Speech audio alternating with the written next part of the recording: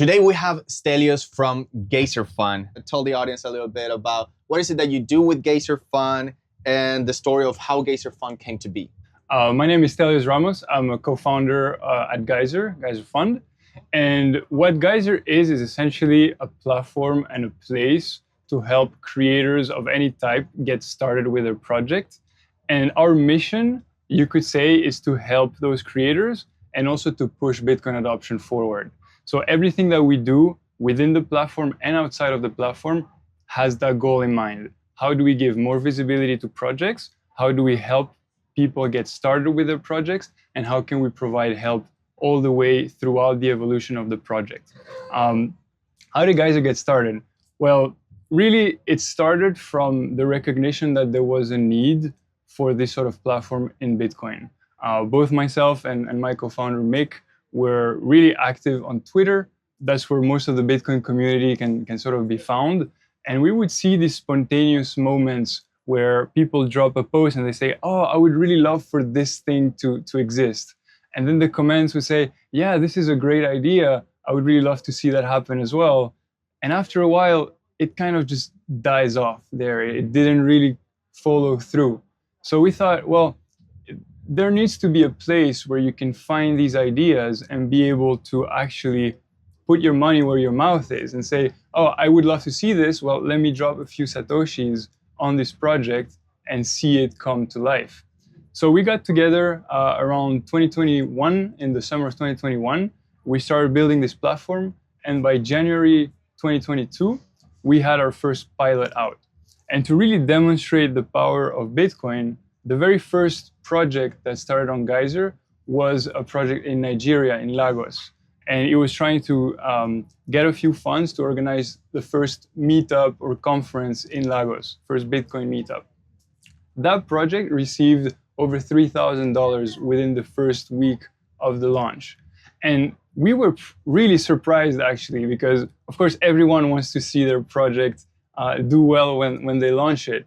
But the sort of energy that we felt from the community online that were sharing the project, both Geyser and the Nigerian project, the funds that came in, we felt, oh, there's really something here.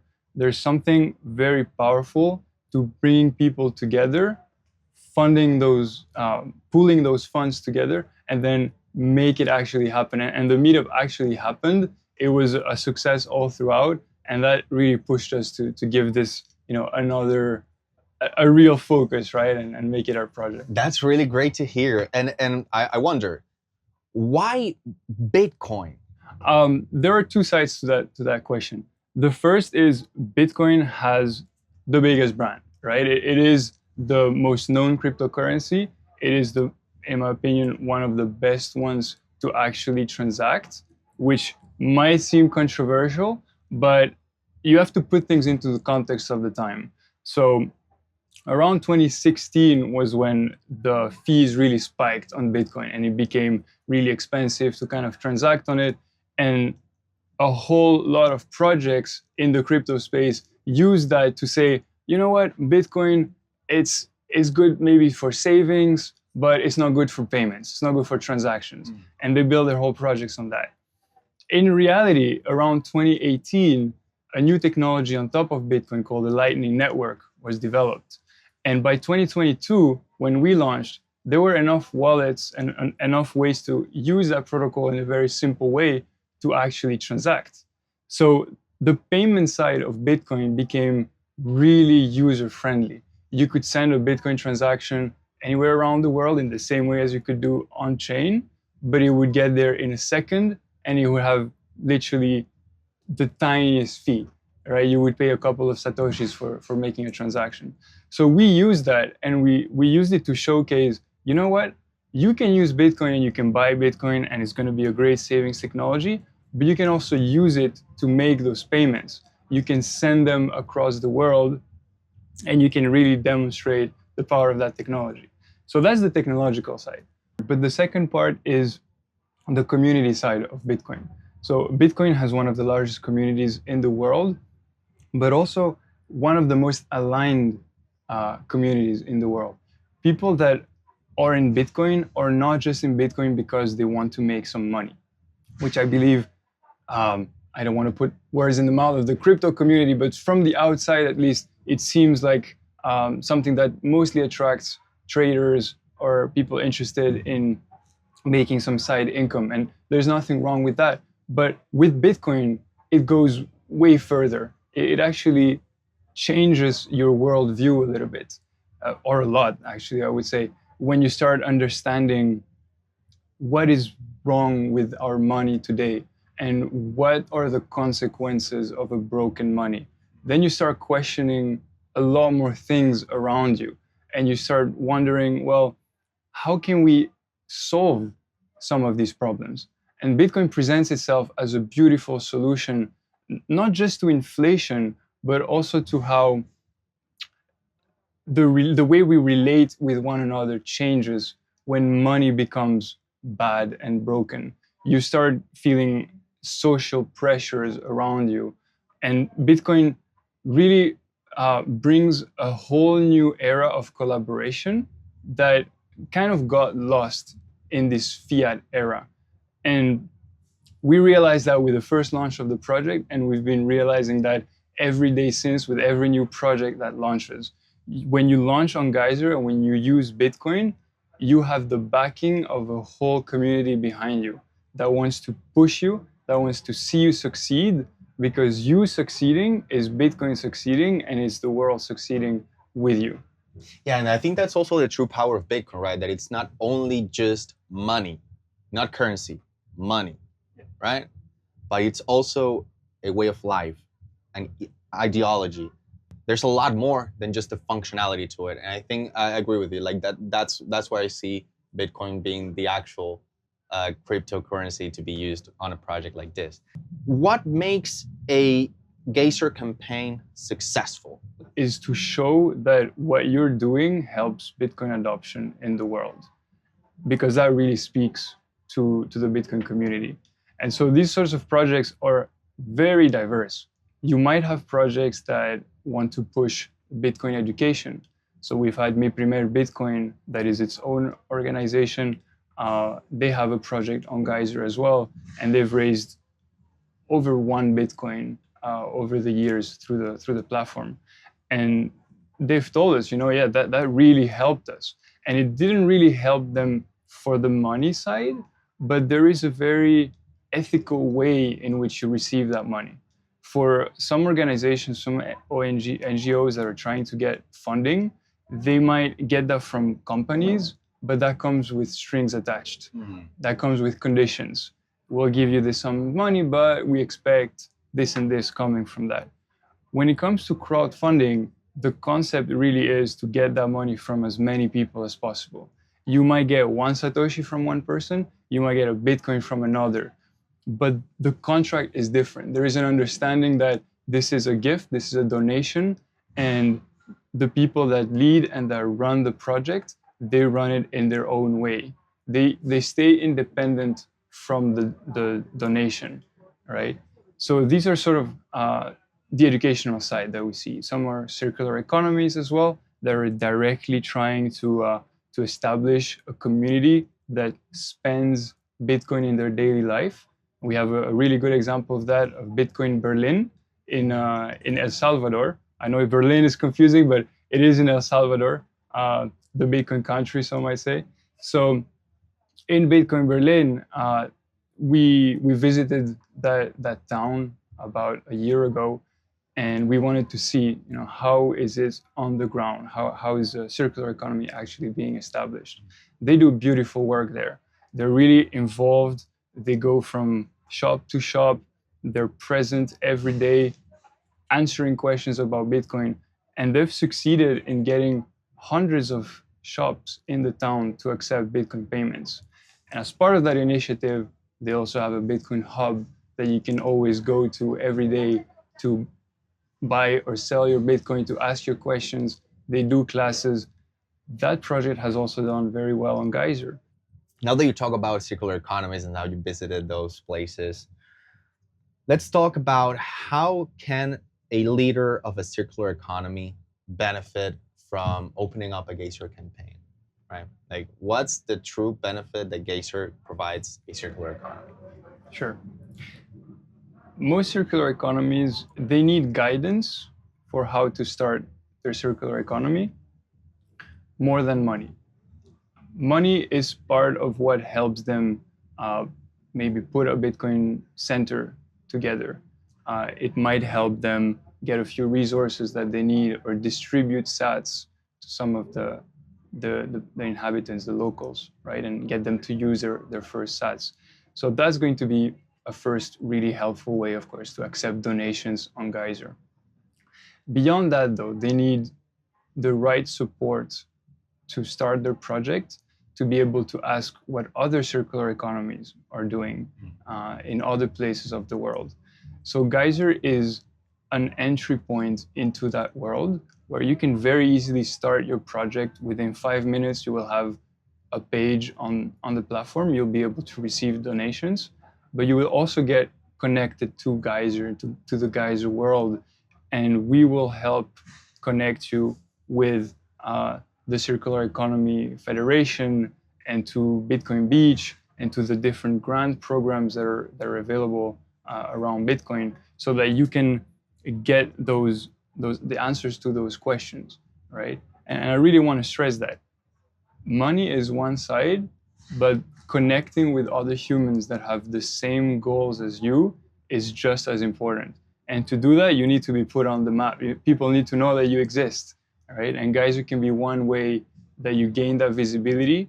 You start building up your proof of work by showing what you're doing on Geyser, and that will open up doors for you.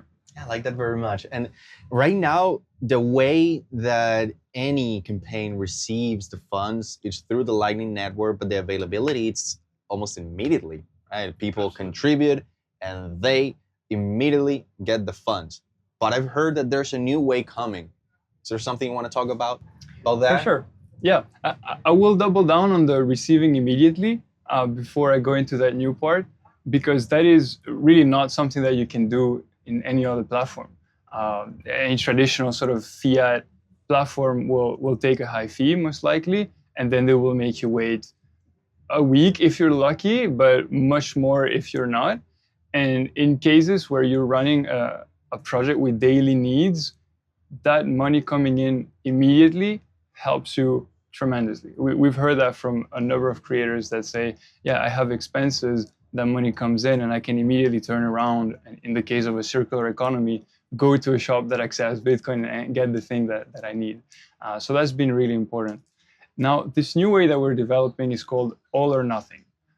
It's been a very popular way that Kickstarter, the probably largest crowdfunding platform in existence today, has pioneered that system where a creator needs to set some objective that they want to reach, let's say $10,000, and then they set a duration for the project, maybe a month. If they reach the $10,000 within a month, they will receive the funds. If they do not reach those funds, that amount, then the funds will be returned to the contributors. The key with this new mechanism is that it solves some of the problems that a creator getting started might have. The first of that is reputation. When you get started, you don't have a lot of reputation. Not many people know what you're doing. And if it's your first project, you don't have a lot to show for either. So to convince someone to give you money for what you're doing can be a really difficult step. And for the contributor to trust that you're going to do right by that money can also be very difficult. So by doing this sort of agreement that we will only start this project if we receive this minimum amount of money that we need, because we've done the study, we've done the math, and we need $10,000 to start this, there is more trust being established with this. You can send $50, but you know that if it's not reached, that money will come back. And if it is reached, the product is closer to being completed. Okay, so let's hypothetically, right?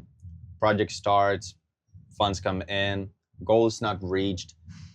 Do they get 100% back? The backers, do they get 100% back? 100% back. We do not take any fee from projects that do not succeed, right? So if you reach the goal, we will take the small platform fee. If you do not, 100% of the funds go back. And also I want to mention, this is all non-custodial. So we do not hold the funds while this is happening. It is happening through Rootstock, and I have to thank the Rootstock Collective for supporting us in this journey of implementing that technology.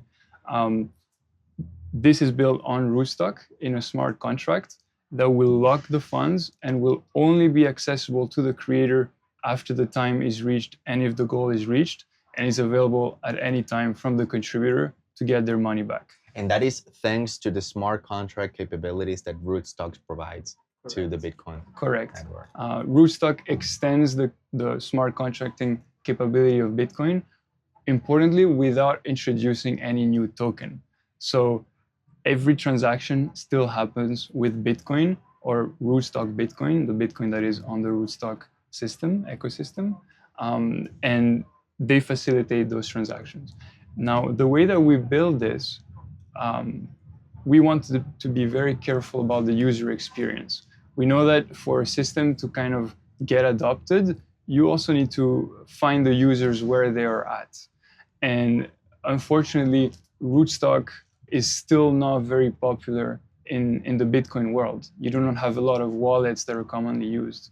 So to get the users to actually interact with the system, we used a bridging functionality developed by a company called Bolt. And every contribution is being swapped from Bitcoin on-chain or from Lightning into this Rootstock contract. And if you want to claim the funds or refund them, they get swapped back out. So at no point do you need to even know that Rootstock is being used. You're basically just interacting with a normal Lightning invoice or Bitcoin QR code. So the user experience, it's very well taken care of, looks like. As seamless as we could make it. Yeah. It has to be, because Bitcoin is already hard to wrap your head around, although that's an entire conversation of its own, because how much do we really understand about the fiat system, right? Like, how much do we really know? But that's an argument for a different conversation. What I want to do now, Stelios, thank you so much for your time. I want to put the spotlight for you. You have the camera all to yourself. Is there anything you want to promote? Do you have any upcoming events? Any big updates you want to provide on Geyser? This is the moment. Camera is all yours. All right. Well, the first thing I want to say is I think we've all had a moment in our life where we were thinking, there is this idea in the back of my head, and I don't know if I should start it. And it can be really difficult to take that first step. I want you to take that idea, to write it down, and to really focus on what would it take to make it happen, and realize that for your Bitcoin ideas particularly, Geyser can be that place where it takes nothing to start. You really just have to invest the time to put in, to explain what your project is, and you will be surprised of the support that you might receive to make that idea happen. So really don't wait out on that and make it happen. We talked about all or nothing. This functionality is coming later this year, within December of this year. So once this functionality is out, please go try it out, right? It's going to be the first time that all or nothing is implemented in Bitcoin, and it's going to be the first time that all or nothing is available to the world. Current crowdfunding platforms do not support LATAM, they do not support Africa or Southeast Asia. Bitcoin is a global money. It allows us to operate globally, and we are bringing all or nothing crowdfunding to the world for the first time. Thank you so much for your time, Stelios. It's been amazing having you. From Bitcoin from Humanity. We really appreciate what you guys are doing. I hope you guys do great in the coming years. Thank you so much.